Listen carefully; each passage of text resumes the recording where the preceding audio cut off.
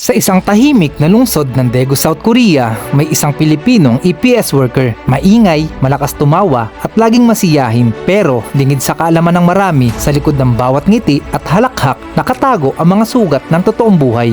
Siya ang tipo ng taong madaling pakisamahan, masipag, mapagbiro at palakaibigan. Pero minsan, ang mga taong masiyahin, sila rin ang may mabigat na kwento. Kaya ngayong araw, sinubukan kong silipin ang istorya sa likod ng kanyang mga tawa. Ano nga ba ang nagtulak sa kanya para mag-Korea? At paano niya hinarap ang hirap, ang lungkot at ang pagod dito sa Korea? 5 taon na siya nagtatrabaho dito at malapit na rin siyang makauwi sa Pilipinas. Kaya samahan niyo kong kilalanin ang ating bida na si Kachingu. Kachingu! Long time no see! Welcome to Daegu. Ayan, so 4 na oras yung biyahe ko papunta rito. Mula Ansan hanggang Daegu, bumiyahe ako ng halos 4 na oras para lang makita at makausap ang ating bida. Hindi naman naging mahirap ang biyahe. Bukod sa magaganda at maayos ang mga kalsada dito sa Korea, kapansin-pansin din ang disiplina ng mga driver. Kaya kahit mahaba ang biyahe, naging smooth pa rin ang paglalakbay ko. So dito tayo sa Kusoksa namin mga Kachingu. Ito ay provided po ng company namin, na amo namin, pero may kunting bayad lang po siya. Napatingin ako sa mga nakasulat sa pader. Bihira ako makakita ng ganito, kaya hindi ko napigilang umiksena. Umandar na naman yung pagiging intrusive ko. Bakit may mga nakasulat na ganito? So sinulat ko yan para magkaroon kami ng schedule dito sa bahay. Para malinis naman siya. May obligasyon kami bawat isa. Oh, so lahat yan nilagyan mo. ito. Ako nilang sulat. So, oo, para yun nga, Maging malinis. maging malinis. Siyempre, andito na tayo eh. So, ituring natin, bay natin. Pero dyan, nasa Ano, bakit? Dito pa. Ito naman, siyempre, kailangan natin ito. Yung mga nakalipas na Pilipino, hindi masyado naglilinis, no? Shout out ko sa kanila. 4 na taon na palang naninirahan sa Daegu ang ating bida. Pero bago siya napunta rito, sa Jeju muna siya na-assign. Dahil hindi naging maayos ang unang kumpanya na napuntahan niya, napilitan siya magpa-release. Alam naman natin na hindi biro ang magpa-release. Walang kasiguraduhan kung sa susunod ay maayos na kumpanya ang mapupuntahan. Minsan, sa halip na guminhawa, mas lalong umihirap ang sitwasyon.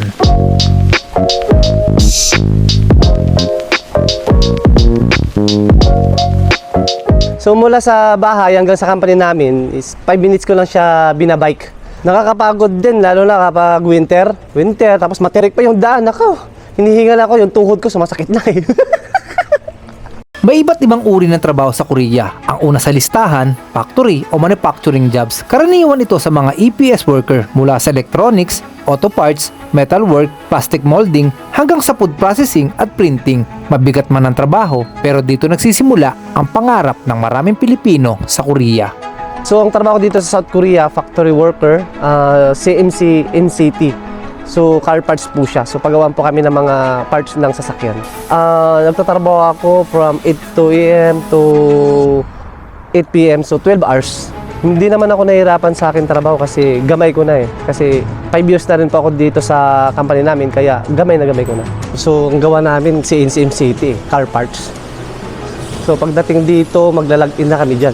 Nagtungo din kami sa company ng ating bida. Hindi kami pwedeng gumala kung saan-saan, kaya doon na lang kami nagpunta kung saan siya nagpapahinga pagkatapos ng trabaho. Mahiwagang cabinet ko. Dito ka nag-ano, dito ka nag-good job. Game na? Okay. Good job!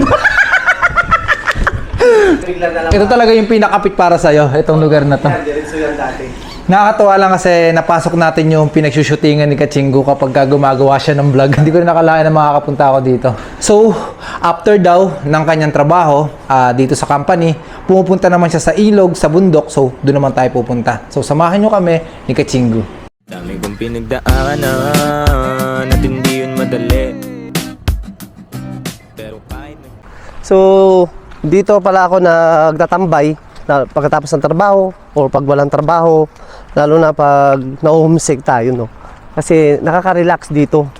Maganda yung kapaligiran. Sinamantala ko na ang pagkakataon, nagtanong na ako sa kanya kung bakit siya nag-Korea at ano ang masasabi niya sa Korea. So, nag-Korea ako dahil gusto ko rin mabago yung estado ng pamumuhay namin. Dahil sa yung mga pinagdaanan namin sa buhay, no. So lalo na wala kaming mga sariling lupa. May bahay kami pero yun lang talaga yung kung ano yung nakatayuan. So yun. And ito pang pinaka mahirap, no. So mismong kamag-anak mo talaga ida-down ka eh. So hindi naman lahat. So meron at meron lang. So lalo yung naalala ko. So pasensya kung mapanood nyo to. Nasabi ko lang dito sa akin kasi naalala ko lang po dati, no. So alam nyo ba na wala kang madaanan. Ka mismong kamag-anak mo, so babakurang ka sa palibot ng iyong bahay. Tapos ganun, wala kang ang hirap dumaan. So anong ginagawa namin? Sinisira namin yung gagawin nilang bakod kasi wala kami daanan talaga, as in babakuran na yan. Tapos yun. So yan yung isa sa naging dahilan, naghudyo sa akin na tuparin ko yung pangarap ko kasi alam ko dito sa Korea matutupad ko yung mga pangarap ko sa buhay, maiangat yung pamilya ko, makabuo ng magandang buhay. Like ayan, yun naman, natupad naman po siya dahil sa pagkukorea ko. So nakabili din naman ako sariling lupa, sariling bahay, nakapagtayo ng sariling bahay. So yun pinaka the best talaga kung bakit ako nag-Korea. Ay napakaganda ang Korea, lalo sa pasahod kasi taon-taon tumataas sila eh. So kahit tataas man yung bilihin dito, tumataas naman yung sahod. So hindi mo maramdaman yung pagtaas ng mga bilihin dito. So napakaganda, lalo na yung mga benepisyo dito. Napakaganda yung mga culture dito kasi nga maraming mga pasyalan. So lahat ng mga pasyalan dito is nakaka-relax lahat. So maganda. Sa transportation, the best. So wala akong masabi, nakaka-amaze kasi nga ang bilis eh. So dito sa Korea, mas marami pa akong napuntahan na lugar kasi mabilis talaga yung puntahan mo isang lugar dahil sa sobrang ganda ng transportation dito. Hindi sapat na magaling ka lang sa trabaho. Dapat marunong ka rin makisama, makihalubilo, dahil dito sa ibang bansa, walang ibang aasahan kung hindi ang isa't isa. Sa bawat pawis at pagod, mas gumagaan kapag may respeto at malasakit ka sa iyong kapwa. So yung mga katrabaho natin, no, so may masayahin, may mga nakasimangot. So shout out tayo. Huwag ka magas. So mababait naman sila lahat. May time lang na syempre hindi maiwasan talaga yung mga tampuhan lalo sa trabaho. Pero sa amin naman is sa trabaho lang. Paglabas naman is okay kami lahat. Yung good and bads ko dito sa experience sa trabaho. So ang bad experience ko dito yung yung lagi kang pinapagalitan na amo. Lalo na pag kahit wala kang kasalanan, talagang lalapitan ka doon, papagalitan ka, sisigawan ka. So magugulat ka na lang. Kaya talagang tatahimik ka na lang din pag ganun. Ang good naman po dito sa Korea is yung mga alam mong hindi mo kaya pero nakakaya mo. Kaya mong gawin yung mga trabaho na akala mo talaga hindi kaya eh. Kasi dito sa Korea, madali lang aralin yung mga trabaho dito. Kaya yun yung pinaka-the-best sa akin. Kahit hindi ako nakapag-aral, wala akong experience, nagawa ko siya. Kahit pag tingnan nyo yung trabaho ko, talaga yun, may mga degree. Napakabait yung amo namin. Sa sobrang bait, no? So kahit galit na yon, hindi nagagalit talaga. Meron pa yung time na kumakanta ako, dinalapitan niya ako. Ang sabi niya, Michael, huwag ka na kumanta, manood ka na lang.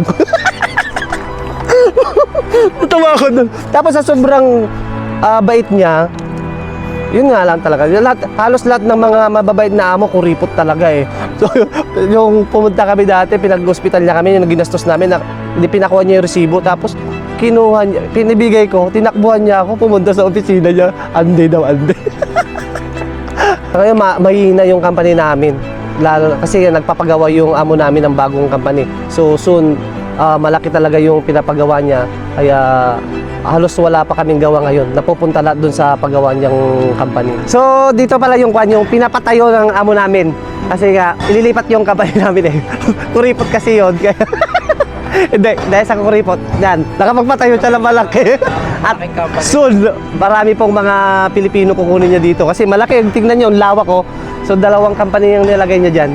Hindi lang pagod sa trabaho ang kalaban mo, kundi ang mas mabigat ang pangungulila sa pamilya. Kahit sabihin natin na malaki ang kinikita ng mga OFW, hindi pa rin natin maiiwasan ang ma-homesick. Kaya tinanong ko siya, paano mo kinakaya ang lungkot at para kanino mo ito ginagawa? Oo, na-homesick pa rin ako. Kahit matagal na ako dito sa abroad, na-homesick pa rin ako. Hindi maiwasan na ma-homesick, lalo na pag wala kang ginagawa, nandun ka na sa bahay. Nako, talagang mamimiss mo yung pamilya mo. At so pag na-homesick naman ako, so yan, tinatawagan ko sila.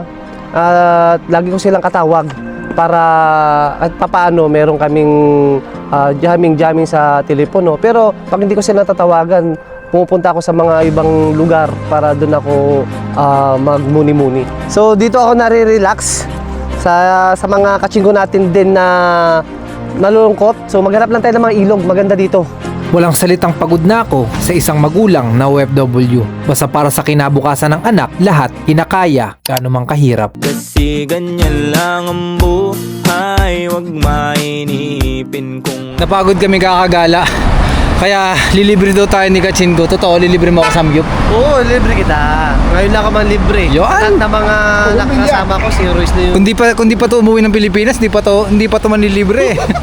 Marami pa akong gustong malaman sa ating bida. Gusto ko ring marinig mula sa kanya, magkano nga ba ang kinikita niya kada buwan? Ano-ano na ang mga naipundar niya mula sa 4 na taong pagtatrabaho sa Korea? At higit sa lahat, ano ang maipapayo niya sa mga kapwa nating Pilipino na nangangarap ding makapunta sa Korea? Yon yung sahod natin. Ayan, so hindi siya kalakihan, hindi siya kalitan. So minsan nasa 2.5, 2.6, ayan, dito. Pero dati sa pangalawa kong company, no, mas malaki talaga dati doon. Umabot siya ng 3.8, 3.9. So hindi bumababa sa 3 million yon. Ang pinakamagandang naipundar ko no, yung pagpatayo ng KLC. Kasi gusto ko na rin makasama yung pamilya ko. Kasi hindi naman lahat ng panahon ay nandito tayo sa abroad bilang factory worker eh. So kailangan din natin umuwi para makasama natin yung mga mahal natin sa buhay kasi lumalaki yung bata eh. Hindi natin maibabalik yung mga nakaraan. So hindi mo na susubaybayan yung paglaki niya. So pagbalik mo sa Pilipinas, pag malaki na, hindi mo alam yung ugali niya. So nagpatayo ako ng KLC dahil gusto ko rin makatulong sa mga aspirants na gusto pumunta dito sa South Korea. At saka syempre kikita rin po tayo. Hindi kayo lugi kung sakaling nag-enroll po kayo sa amin kasi nga talagang full support. So maasahan nyo yung suporta ko, suporta ng mga teacher po natin. So ang maging teacher po natin dito is 3 eh. So pangarap ko sa pamilya ko yung, lalo na sa anak ko, no, gusto ko rin siya makapagtapos sa pag-aaral. And sa mga kapatid ko, kailang gusto ko rin silang maiangat. So dapat hindi lang ako yung aangat, dapat sila din. Kaya gusto ko rin matulungan sila para umangat din sila sa buhay. And then sa mama ko, gusto ko rin na maranasan niya yung ginhawa sa buhay. Kasi laki kami talaga sa hirap eh. So nagtitinda yung mama ko lang dati no, ng mga isda. So 7 kami magkakapatid. So tinaguyod niya kami mag-isa siya kasi namatay na agad yung papa ko. So hindi ko rin abutan yung papa ko. Kaya yun yung pinaka main ko na gustong mangyari, yung maisabay ko sila sa pag-angat din sa buhay. Kasi hirap kami sa buhay talaga mga kaching. So yan, so sa mga papayo ko sa mga gustong makapag-Korean, no, ito yung lagi kong sinasabi, no. So lalo na yung mga laging nawawalan ng pag-asa. So ito yung lagi yung masabi. So kung pangarap niyo talaga makapag-Korea, mag-focus kayo sa goal niyo sa buhay na makapag-Korea. Hindi sa mga negatibong naririnig niyo. Kasi kung lagi tayong nakikinig sa mga negatibo, no, so diyan yung mag-umpisa na mawalan tayo ng gana. Hindi natin itutuloy yung pag-Korea. So ano mangyayari? Talagang hindi na tayo makakapag-Korea. So kung talagang gustong-gusto mo makapag-Korea, focus ka lang sa iyong goal sa buhay. So laging humingi din ng guide sa taas kasi siya lang yung nakakaalam kung kailan niya ipagkalob yung mga goal natin sa buhay. At dito na nagtatapos ang kwento ng buhay Korea ni Kachingo. Naway pagbalik mo sa Pilipinas, baunin mo ang lahat ng aral at karanasang natutunan mo rito. At para sa inyo na patuloy na sumusubaybay, sana'y may napulot kayong inspirasyon mula sa ating kwento. Ano man ang hirap na pinagdadaanan mo ngayon, tandaan mo, hindi habang panahon ay nasa ilalim ka. Darating ang araw na makakamit mo rin ang tagumpay. Laging paa sa lupa at mata sa langit. Nakapunta ka na ba ng Salaminan? Salaminan. Salaminan talaga. So sa Salaminan, nakadaan lang. So sa loob hindi. Kasi wala. Nakasubo ka na? Hindi pa. Bawal yun eh.